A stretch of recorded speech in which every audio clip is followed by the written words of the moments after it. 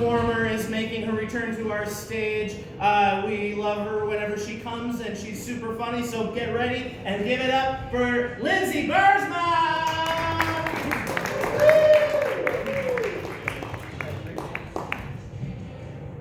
All right, so happy to be here. It has actually been a hot minute since I've been on stage. So I did write this whole other joke set, but then I sent it to my brother for him to look over, and he responded right away, and he was like, "Oh no, you cannot say those jokes on stage. Nobody wants to hear about your period for 8 minutes." I was like, "Bitch, they don't." But if your assholes are clenched right now, you can unclench. There will be no period jokes tonight. No, instead I thought we'd just get to know each other. Well, really, you're just going to get to know me. If you know how stand-up works, that's kind of how it goes. So one thing you can know about me is I'm polyamorous. If you've never heard of that, that's a relationship type where you have more than one partner. So that's right, there are 2 people in this world that love me right now, and that is not a joke. I love it. It's pretty good, but it does have some downfalls. One of the problems is you have to give so many gifts. Right, presents, so many presents, right? Think about it, it's twice the birthdays, twice the Christmas, twice the anniversaries, and like they gotta be equal too. It's not like you can give one person this amazing gift and the other person a bag of pretzels. Like, you're gonna notice that. Holidays can also be kind of rough. I don't know if some of you are single, you might have like one set of grandparents you have to visit on Christmas. You know, maybe if you're in a couple, you got 4 sets of grandparents. I have 6 sets of grandparents that I have to pretend I care about. Yeah, I'm pretty good with jokes. I'm pretty good with jokes. I'm not very good with acting, so they know. It's okay though, because you know, you've heard that this Omicron variant is around. So hopefully by this time next year, less sets of grandparents. That's my favorite joke. Well, some other things about me, which you definitely know if you know me at all, is that I have a pet bird, and I love this bird. I'm to the point where it's a little creepy, to be honest. Like, I should probably back off.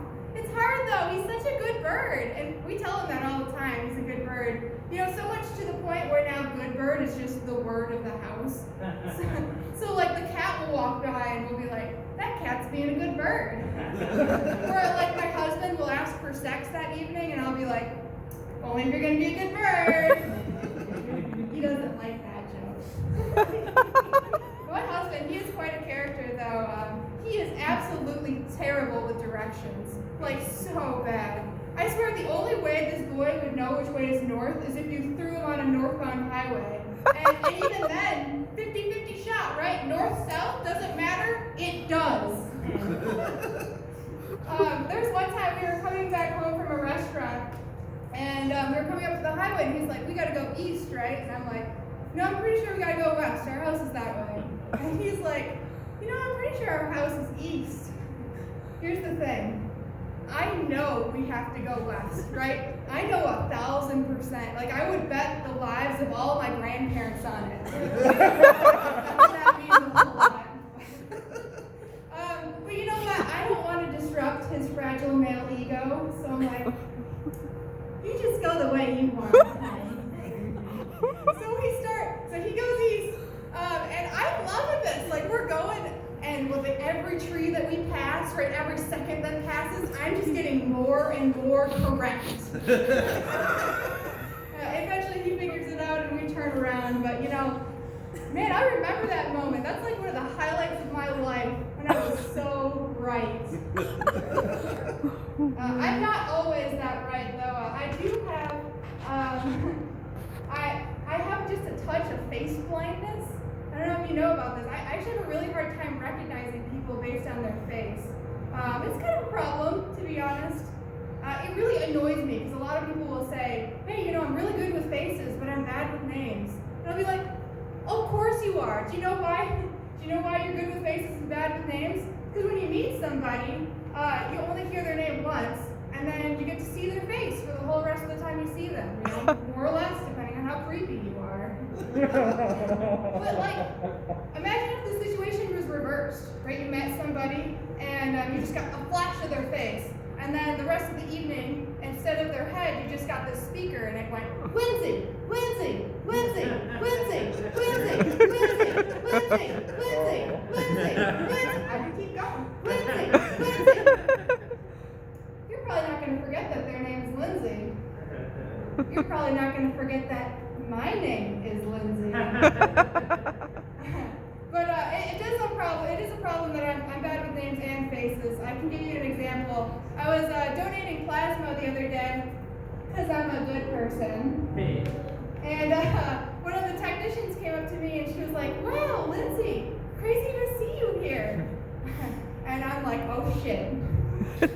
She recognizes me. I clearly don't recognize her at all, and we gotta figure this out fast. So I'm like racking my brains. How do I know this person? How can I know this person?